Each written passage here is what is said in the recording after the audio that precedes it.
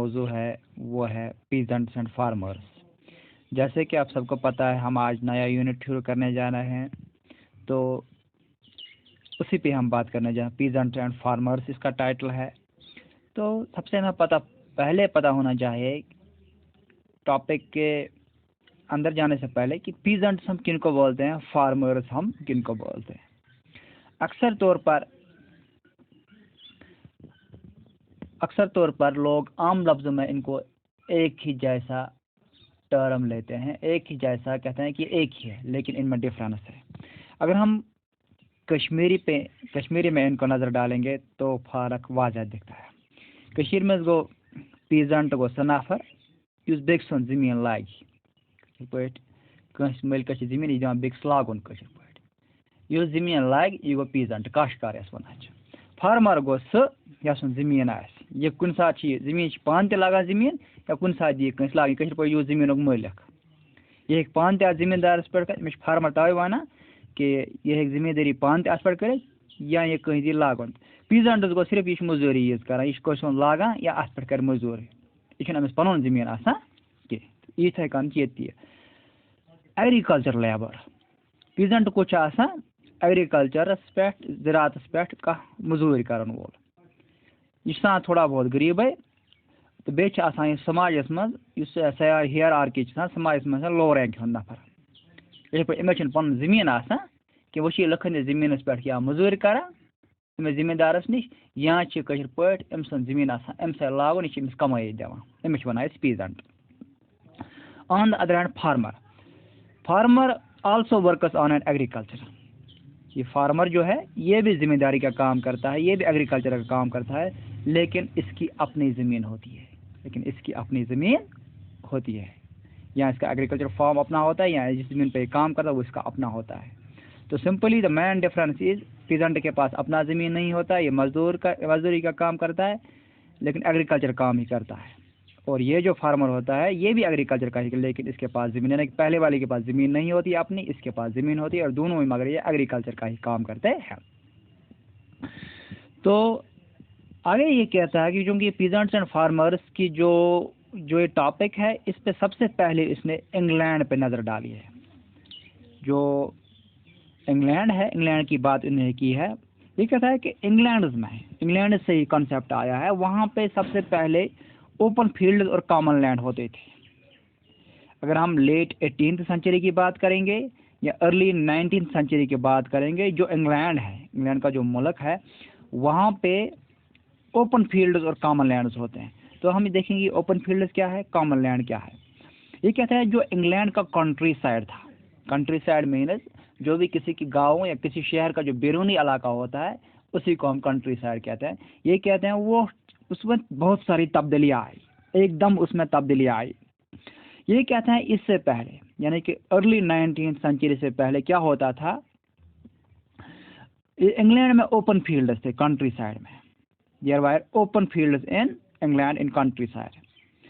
नहीं इनको पार्टिसिपेट किया गया था, नहीं इनको अलग थलग किया गया था, और नहीं इनको बंद किया गया था। लेकिन इसके बाद यानी कि अर्ली 19th सेंचुरी के बाद इन इलाकों को एक तो जज़वी तौर पर बंद किया गया, यानी कि इनकी वो फेंसिंग की गई, और दूसरा ये ओपन फील्ड्स बंद किए गए। बाद में क्या हुआ, इससे पहले इनको कोई भी इस्तेमाल कर सकता, लेकिन बाद में ये ओपन फील्ड्स जो इनक्लोज कर दिए गए, बंद कर दिए गए, तो इनको कुछ लोगों को प्राइवेटली दिया गया था, लैंडलॉर्ड्स को दिया गया कि आप इनकी देखभाल कर सकते हो, बाकी इनमें कोई नहीं जा सकता है। तो इससे बहुत सारी तब्दीलियाँ रोन में हुई। ये जो पीजेंट्स थे ये क्या करते थे, इससे पहले ये कल्टिवेट करते थे लैंड, स्ट्रिप्स ऑफ लैंड जो कि कंट्री साइड में मौजूद थी, या जिस इलाके में या जिस गाँव में या जिस शहर में ये रहते थे उसके बाहर साइड में जो भी लैंड स्ट्रिप होती थी उसको इस्तेमाल करते थे, उस पर ये अपनी ज़राअत या किसी दूसरे काम के लिए इस्तेमाल करते थे। ये जो स्ट्रिप्स थी ये मुख्तलिफ क्वालिटीज़ थी, कहीं पे अच्छी थी, कहीं पे बुरी भी थी, या ज़मीन की क्वालिटीज़। कहा जाता है कि इंग्लैंड में साल के अव्वल में जो ही साल शुरू हो जाता था एक मीटिंग होती थी, मतलब जो गाँवों के या इस शहर के इस इलाके के ज़िम्मेदार लोग थे वो मीटिंग करते थे। फिर ये ज़मीन बांटते थे काश्तकारी के लिए, या ज़मीन बांटते थे इन पीजेंट्स में, किस हिसाब से कि वहाँ ये कोशिश की जाती थी ये दोनों ज़मीनें इनको मिल जाए, ये जो अच्छी वाली यानी कि ज़रखेज़ ज़मीन जो है ये भी लोगों को मिलनी चाहिए, और ये जो यानी कि अनफर्टाइल लैंड है जो ज़रखेज़ नहीं है ये भी, यानी कि अच्छी और बुरी ज़मीन दोनों को, दोनों एक ज़मींदार को या एक पीजेंट को दोनों ज़मीनें मिलनी चाहिए, ताकि इसको नुकसान भी न हो जाए और इसको ज़्यादा फ़ायदा भी न, यानी कि इसका जो रोज़ी रोटी का जो सर्वाइव करने का ज़रिया हो वो बिल्कुल कायम रहे, इसको नुकसान नहीं पहुंचना चाहिए। और ये जो स्ट्रिप्स थी, ये जो ज़मीन था जो काश्तकारों को दिया जाता था, किसके लिए, एग्रीकल्चर पर्पज़ के लिए या रोज़ी रोटी कमाने, इसके बाहर जो ज़मीन था उसको हम कॉमन लैंड के नाम से जानते थे। क्या, किस नाम से जानते थे? Common land.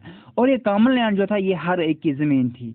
ये किस लिए इस्तेमाल की कि आप अपने ये जो कैटल्स है इनको वहाँ ले सकते हो घास चरवाने के लिए, चाहे आपके पास कावज हो, गोट्स हो, शीप्स हो, कोई या कोई और हो।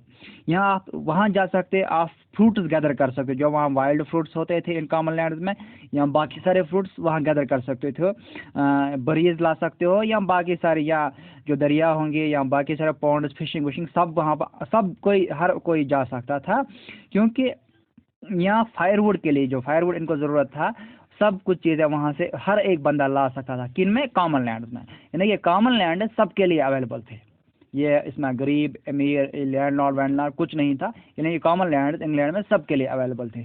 और जो स्ट्रिप्स थे कंट्री साइड के साथ, वो किसके लिए थे? वो सिर्फ पीजेंट्स को देते थे for the purpose of agriculture. और कहा जाता है कि ये जो कॉमन लैंड था ये काफ़ी ज़रूरी था और काफ़ी अहमियत का हामिल था, किन के लिए? पुअर के लिए, क्योंकि पुअर्स का सर्वाइवल जो था वो इसी कॉमन लैंड पर डिपेंड था, क्योंकि अगर इन्हें खुदा न खास्ता इन स्ट्रिप्स ऑफ लैंड से उनकी रोजी रोटी पूरी नहीं होती थी तो ये कैटल्स रख के इन कॉमन लैंड में अपना गुजारा कर सकते थे। लेकिन कहा जाता है कि 60th सेंचुरी के बाद यहाँ पे चेंज आ गई इंग्लैंड में, इंग्लैंड का जो ये एग्रीकल्चर पैटर्न था इसमें चेंज आ गई। कहा जाता है कि इंग्लैंड में इस 16th सेंचुरी के बाद ये जो वूल था, वूल की प्राइसेस मार्केट में काफ़ी हाई हो गई।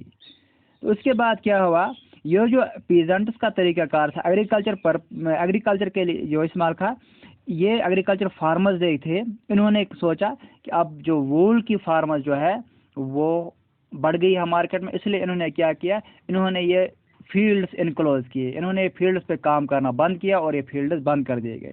इन्होंने कोशिश की कि हम इन फील्ड्स पे शीप ब्रीडिंग फार्म खोलेंगे ताकि ज़्यादा से ज़्यादा हमें शीप मिल जाए, और शीप मिलने के साथ साथ इनको क्या मिल जाएगा, वूल ज़्यादा मिल जाए, जिससे ये अपनी फैमिलीज़ को फीड कर सके और बाकी अपनी जो लाइफ है वो सस्टेन करे। यानी कि जो मोड ऑफ एग्रीकल्चर था वो चेंज हो गया from peasants to cattle rearing, खास तौर पर शीप्स की।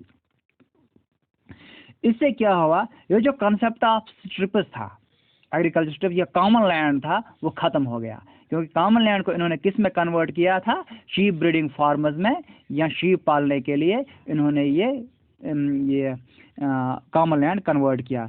उससे क्या हुआ, जो इंग्लैंड का लैंडस्केप था, यानी कि इंग्लैंड का जो कंट्री साइड था उसमें वो पूरा तब्दील हो गया, यानी कि जो एग्रीकल्चर लैंड्स थे वो ख़त्म हो गए, कॉमन लैंड जो वो ख़त्म हो गए। और ओवरऑल उन्होंने क्या देखा, उन्होंने जो ओवरऑल डिमांड देखी कि इस वक्त शीप का प्राइस मार्केट में बहुत अच्छा है और शीप से हमें बहुत सारे पैसे मिल रहे हैं, वूल से बहुत सारे पैसे मिल रहे हैं। इन्होंने शीप पालने शुरू कर दिए और अपने इन एग्रीकल्चर लैंड को शीप ब्रीडिंग फार्मर्स में कन्वर्ट किया। तो आज के लिए बच्चों इतना ही, बाकी वसल्लम।